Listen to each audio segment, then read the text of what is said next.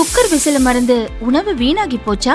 இனி அந்த கவலையே வேண்டாம். வழங்குகிறோம் உலகின் முதல் விசில் கவுண்டர் குக்கர், புதிய அல்ட்ரா குரோனோ. அல்ட்ரா என்றால் ஆரோக்கியம். எங்களை பொறுத்தவரையில்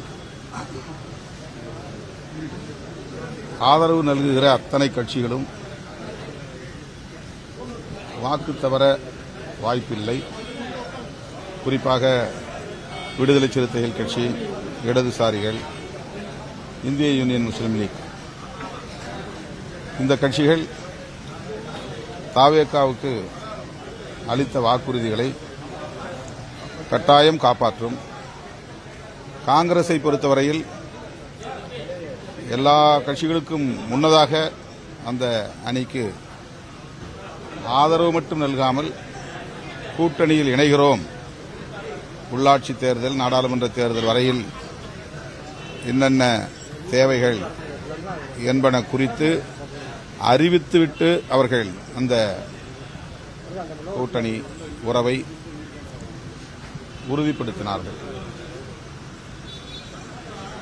அடுத்து இடதுசாரிகள் வெளியிலிருந்து ஆதரவு நல்குகிறார்கள். 5 ஆண்டுகள் வரையில் இந்த ஆட்சி தொடர வேண்டும் என்பதே இடதுசாரிகளின் விருப்பம் என்பதை திரும்ப திரும்ப அவர்கள் உறுதிப்படுத்தி வருகிறார்கள். அதே நிலைப்பாட்டைத்தான் விடுதலை சிறுத்தைகள் கட்சியும் கொண்டிருக்கிறது. எனவே இந்த ஆட்சி 5 ஆண்டுகளுக்கு எந்த இடையூறும் இல்லாமல் வெற்றிகரமாக இயங்கும் என்று நான் பெரிதும் நம்புகிறேன். ரிசைன் பண்றவங்கள்ட்ட தான் இதை நீங்க கேட்கணும். ஏன் அதிமுகவில் உங்களுக்கு என்ன பிரச்சனை, எதுக்காக நீங்க பதவி விலகுறீங்க அப்படிங்கறது தான் கேட்கணும். அதுதான் விவாதிக்கப்படணும். அதை தாண்டி யூகங்களின் அடிப்படையில் இங்கே விவாதங்கள் நடக்கின்றன. அதிமுகவுக்குள் என்ன பிரச்சனை?